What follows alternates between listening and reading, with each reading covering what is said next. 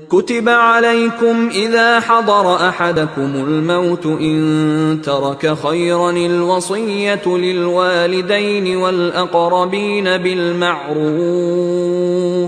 حقا على المتقين۔ اب کتب علیکم دوبارہ آ گیا۔ یہ کتبہ کے لفظ کو سمجھ لیجئے، جہاں بھی کوئی شے فرض کی جائے گی، لازم کی جائے گی، وہ کتبہ ہے۔ اسی لیے شریعت کے لیے قرآن مجید میں جو لفظ ہے الکتاب، الکتاب اس معنی میں کہ اس میں شریعت خداوندی پوری کی پوری موجود ہے۔ کتبہ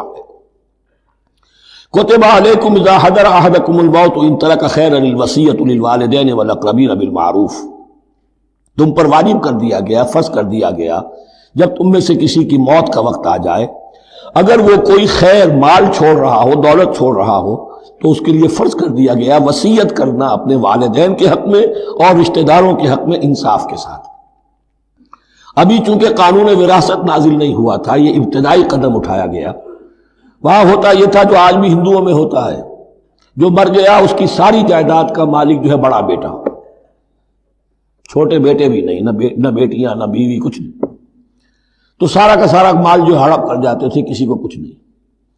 یہاں یہ کہ اب پہلا ابتدائی حکم دیا گیا، لیکن یہ آیت منسوخ ہو جائے گی سورہ نساء میں جب پورا قانون وراثت آ گیا،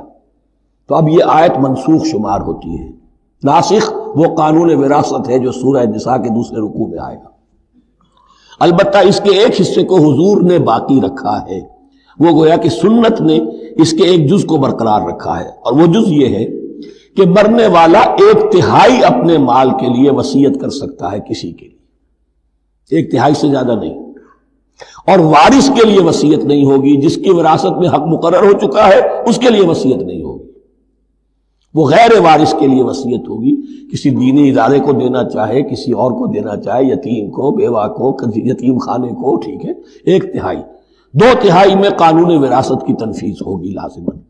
تو اس آیت کا صرف اتنا حصہ باقی رکھا ہے حضور نے صلی اللہ علیہ وسلم۔ حقاً علی المتقین، یہ اللہ کا تقوی رکھنے والوں پر حق ہے، واجب ہے کہ وہ وصیت کریں کہ ہمارے والدین کو یہ مل جائے، فلاں رشتہ دار کو یہ مل جائے، باقی جو ہے جو بھی ورثہ ہیں لے جائیں۔